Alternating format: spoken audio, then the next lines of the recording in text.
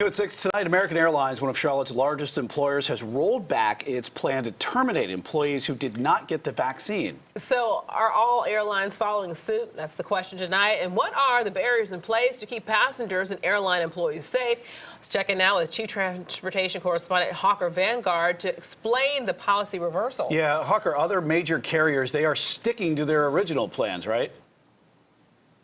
That's right, Brian. There's 4 airlines we're talking about in particular who are sticking to their guns when it comes to these vaccine mandates that they had announced before. We're talking about United, Alaska Airlines, Southwest Airlines, and Hawaiian Airlines. Now, in 2 of these carriers' cases, that would be United Airlines and Hawaiian, they're going to be placing the employees who decided not to get their vaccine, whether it's for medical or religious purposes, on a 1-year unpaid leave of absence. And that went into effect just a few days ago in the case of Hawaiian Airlines. Now, when it comes to American Airlines and their recent rollback, all employees who do not receive a vaccine, again, whether they're doing some type of medical or religious exemption, will have to fill out a self-declaration form of wellness once a week, wear a mask all the time, and social distance wherever possible. Previously, though, the employees were mandated to have that in by January the 4th, but of course, that didn't happen. So, Brian, we're looking at American Airlines announcing just today, though, that 96% of their employees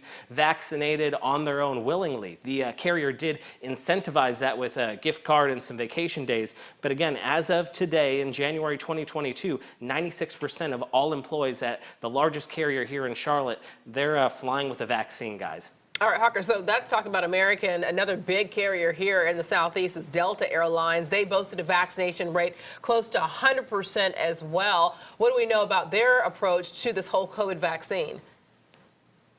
Yeah, so they had 90%, but that was as of October 2021. We haven't really heard any updated numbers from them, but I can't imagine it not being close to Americans up there in the upper 90% as well. And I'll tell you, the reason they got there was because they told their employees, hey, if you're not going to get vaccinated, we need to kind of penalize you a little bit if you're not going to be, taking care of yourself with the really good health insurance they're given from the company. So the employees who did not receive a vaccine would have to pay $200 more per month for their health insurance. And after that announcement by the carrier Delta Airlines, they went from 68% all the way up to 98%. But going forward, we see a lot of airline employees jumping on the bandwagon, getting their vaccine. And even though so many are vaccinated, we're still seeing schedule conflicts and the operation run into some issues as more and more people are getting this Omicron variant, guys.